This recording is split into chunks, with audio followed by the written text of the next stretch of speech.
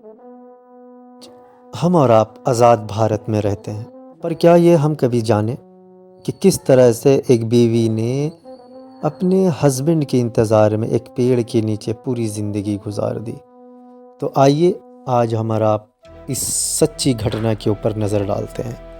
साल 1965 भारत पाकिस्तान का युद्ध, स्थान पंजाब का बॉर्डर, हुसैनी वाला सेक्टर पे।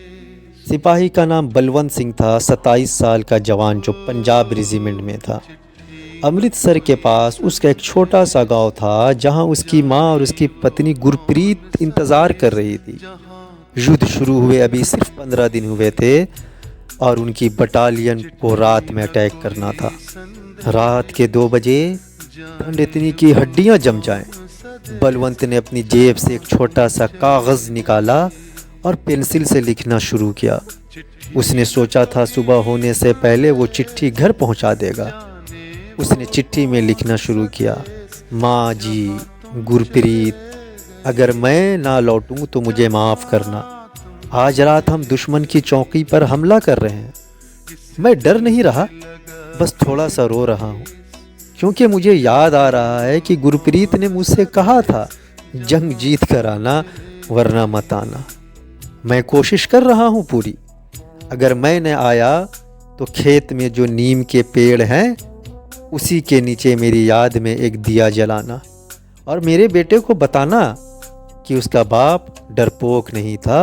वंदे मातरम, तुम्हारा बलवंत। चिट्ठी लिखते लिखते उसकी आंखों में आंसू थे पर हाथ नहीं कांप रहे थे। उसने चिट्ठी अपने साथी हरभजन सिंह को दी और कहा, भाई अगर मैं ना बचूं तो ये घर पहुंचा देना। फिर शुरू हुआ हमला, गोलियां, धमाका, चीखें। बलवंत सबसे आगे लड़ रहा था। उसने अकेले दुश्मन की 3 मशीन गन पोस्ट उड़ा दी। सुबह तक चौकी पर तिरंगा तो लहरा रहा था, लेकिन बलवंत वो वहीं शहीद हो गया। हरभजन ने चिट्ठी उसके घर पहुंचा दी। गुरप्रीत उसे पढ़ा और चुपचाप नीम के पेड़ के नीचे बैठ गई। उसके गोद में 40 दिन का बेटा भी था जिसका नाम अभी तक नहीं रखा गया था। उस बेटे को गोद में लिया और धीरे से उसकी कान में कहा, मैं तेरा नाम बलवंत रखूंगी ताकि हर बार जब मैं पुकारूं मेरा बलवंत वापस आ जाए।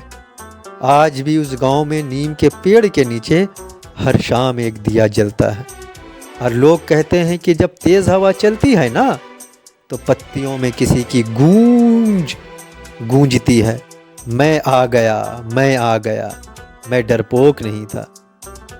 ये है हमारे भारत के वीर जवानों की कहानी। हम इन्हें नमन करते हैं। जय हिंद, जय भारत।